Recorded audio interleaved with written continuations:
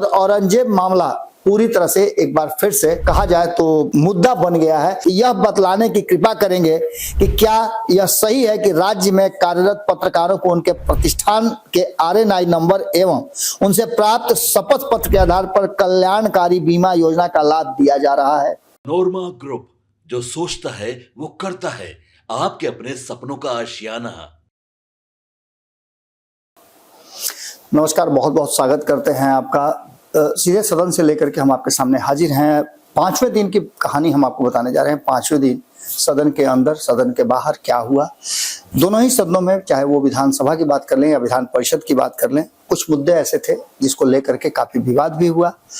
खास करके औरंगजेब वाला मुद्दा, जो आपको पता ही होगा कि जब उस मुद्दे को लेकर के विवाद फैला, उस पर अब्बू आजमी का एक बयान आया। उस बयान के बाद से आपने देखा होगा कि किस तरह से इस पर पूरा मामला जो है एक तरफा होता चला गया। भारतीय जनता पार्टी रिएक्ट कर गई, उनको निकाला भी गया सदन से। खैर, उन सारी बातों को लेकर के अब आपको बता रहे हैं कि हम बिहार में आते हैं और बिहार में हम विधान परिषद की बात करते हैं।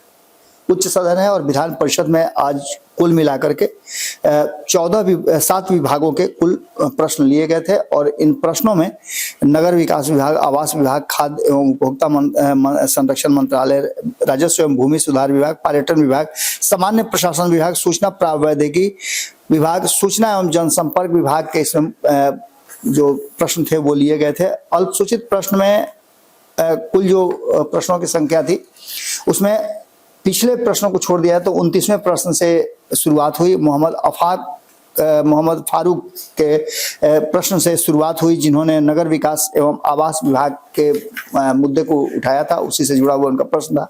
उसका 30वें प्रश्न पर डॉक्टर अजय कुमार सिंह, इनको भी लेकर के इनके सवाल भी सहरसा स्थानीय प्राधिकरण से आते हैं ये, और नगर विकास विभाग एवं आवास विभाग से उनका जुड़ा हुआ मामला था। इसके बाद जन वितरण प्रणाली से जुड़ा हुआ मामला जो है कुमार नागेंद्र का था। खाद्य एवं उपभोक्ता संरक्षण मंत्रालय को लेकर के इनके सवाल थे, जिन सवालों का जवाब इनसे इन्होंने मांगा सरकार से। इसके बाद आपको बता दें, संजीव कुमार सिंह कोसी क्षेत्र से आते हैं, राजस्व एवं भूमि सुधार विभाग से जुड़ा हुआ इनका प्रश्न था और इसको लेकर के उन्होंने कहीं ना कहीं अपने प्रश्न रखे थे, जिसका सदन में जवाब हुआ। अब्दुल बारी सिद्दीकी ने भी विधि विभाग से जुड़ा हुआ राजस्व एवं भूमि सुधार विभाग का जो प्रश्न था उसको लेकर के सामने आए थे। इसके बाद श्रीमती शशि यादव का जो सवाल था उसको भी रखा गया।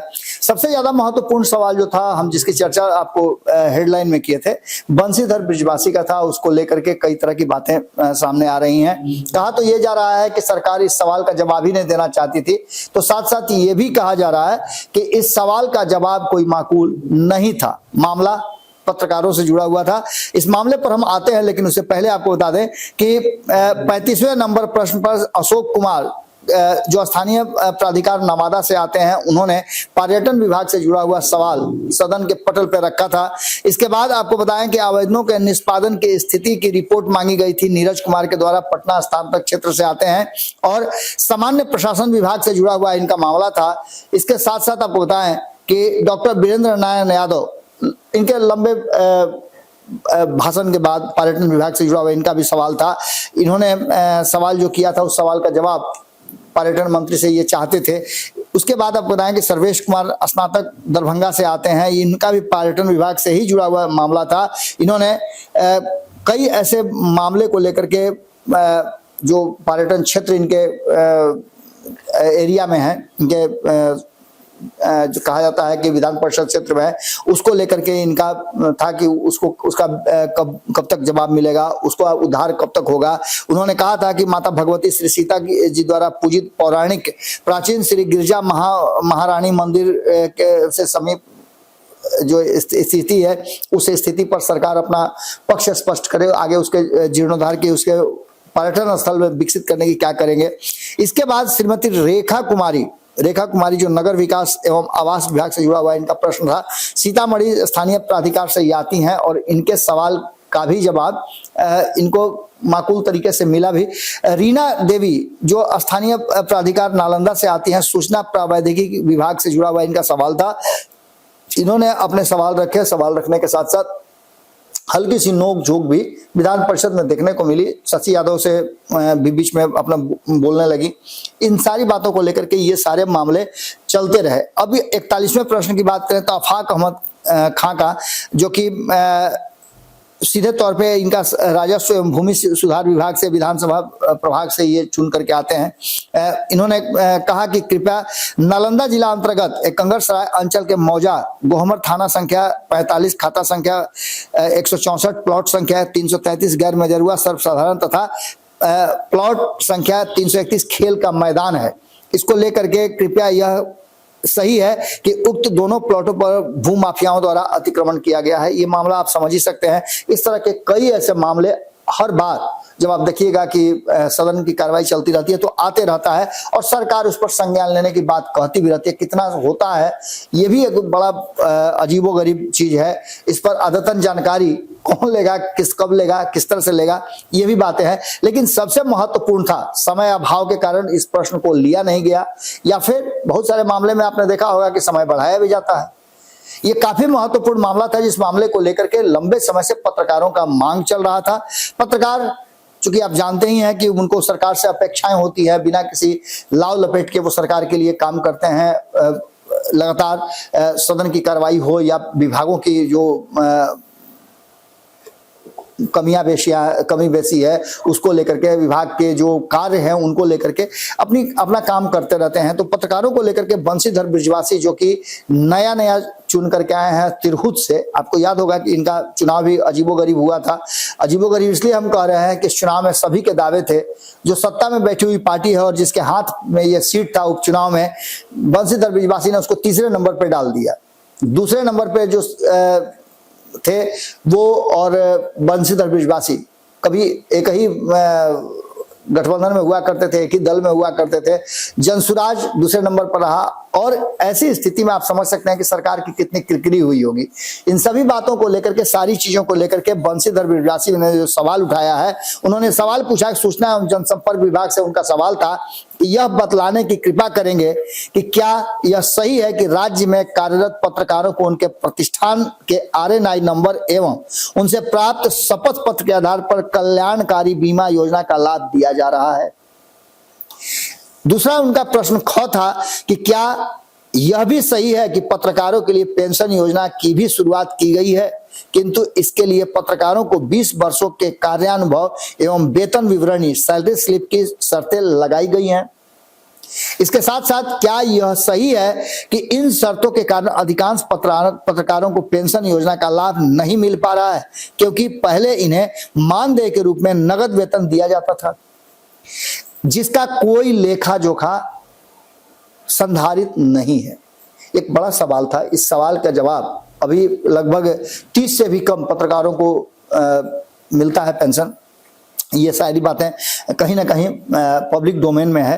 इसके बाद प्रश्न घ उनका था कि जिसमें यदि उपर्युक्त खंडों का उत्तर स्वीकारात्मक है तो क्या सरकार बतलाएगी कि पत्रकार पेंशन योजना के लिए लगाई गई जटिल शर्तों को समाप्त कर इन्हें भी अन्य कर्मियों की भांति उम्र आधारित वृद्धक्य पेंशन की सुविधा देने का विचार रखती है? हाँ तो कब तक, नहीं तो क्यों नहीं? ये सवाल था बंशीधर बृजवासी का। कल सदन से मैं निकल रहा था विधान परिषद से, तो उनसे मुलाकात हमारी हो गई। गेट के बाहर ही वो खड़े थे, कुछ पत्रकारों से बातचीत कर रहे थे। उन्होंने देखा, दोनों ने एक दूसरे का अभिवादन किया। उसके बाद से कुछ बातें हमारी भी हुई।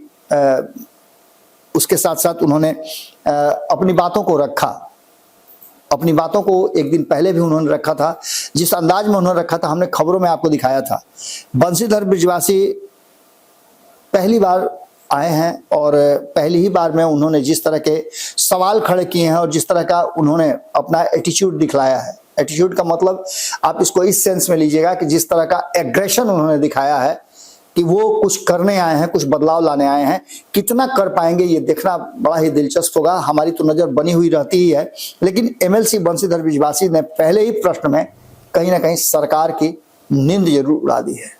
सरकार के पास इसका जवाब था या नहीं था, ये एक अलग विषय हो सकता है। अब देखना होगा कि क्या ये सवाल आगे बढ़ा करके इस पर जवाब सरकार देती है कि नहीं देती है। लेकिन सीधी तौर पे ये मान के चलिए कि जिस तरह से सदन के कार्रवाई की अवधि समाप्त होने की, समय समाप्ति की घोषणा की गई, ये कहीं ना कहीं इस बात की तरफ इशारा करता है कि कुछ तो है जिसकी पर्देदारी है।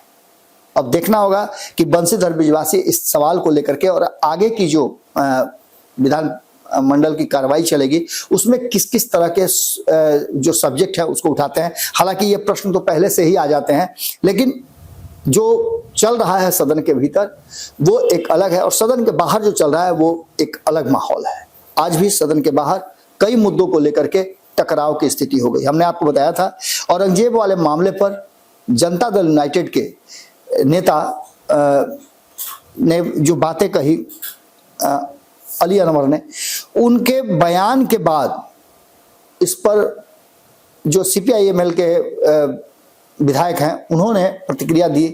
इसके अलावा और भी बहुत सारी बातें हुई, यहाँ तक कि आपने नीरज बबलू का, हमने खबरों में आपको दिखाया भी था, नीरज बबलू का इंटरव्यू इस मुद्दे पर बयान जो है बाइट हमारे सीनियर रिपोर्टर सागर जी ने लिया था। सागर ने उनसे सवाल जो पूछा तो उन्होंने उसका जवाब दिया कि ऐसी बातों पर कहीं ना कहीं संयम रखना चाहिए, ऐसी बातों को बोलने से पहले सोचना चाहिए। औरंगजेब को लेकर के नहीं कहा जा सकता है किस तरह की बातें, लेकिन खैर इन सारी बातों में अब विवाद बढ़ता जा रहा है और औरंगजेब मामला पूरी तरह से एक बार फिर से कहा जाए तो मुद्दा बन गया है और इस मुद्दे को कैसे निपटाया जाएगा ये देखना दिलचस्प होगा। अबू आजमी के बयान के बाद से ये पूरा मामला आया है, तो इस पर राशिद अलवी ने भी अपनी राय रखी है। उन्होंने कहा कि मंदिरों को भी दान दिया, मंदिर निर्माण में भी औरंगजेब की भूमिका रही है। खैर इन सारी बातों के साथ साथ सबसे बड़ी बात यह है कि विधानमंडल का सत्र चल रहा है, बजट पर बहस चल रहा है और इसके साथ साथ प्रश्नकाल भी चल रहे हैं। अल्पसूचित प्रश्नों की हमने आपको बता दी, आगे हम और भी डिटेल आपको देते रहेंगे, लेकिन चूंकि ये मामला पत्रकारों से जुड़ा हुआ था, बहुत पेचीदा हो गया था। इससे पहले भी आपने देखा होगा, पिछले साल भी इस मुद्दे को लेकर के सदन में सवाल खड़े किए गए थे। कई पत्रकार वरिष्ठ हो गए हैं, बुजुर्ग हो गए हैं, आज भी उनको देख करके आपको लगेगा कि इन्होंने अपने जीवन में बहुत कुछ किया है, लेकिन वैसे लोगों को यदि सरकार की तरफ से कोई मदद नहीं मिलता है तो निश्चित रूप से कई जगहों पे मदद मिलती है, कई लोगों को वृद्धा पेंशन देते हैं, लेकिन जो पत्रकार लगातार अपने जीवन का 60 साल और 60 सालों में से कम 25 से 30 साल पत्रकारिता को देता है, इस राज्य के निर्माण में चौथे पिलर बन करके अपनी शक्ति, अपनी बुद्धि, अपनी विवेक, अपना वक्त सब कुछ देता है, उसके लिए निश्चित रूप से सरकार को सोचना जरूर चाहिए। अगली खबर में हम फिर आपसे मिलते हैं सीधे सदन से। हम आज यहीं विराम लेते हैं, बाकी की खबरें तो आप लगातार देखते ही रहे हैं भारत लाइव पे।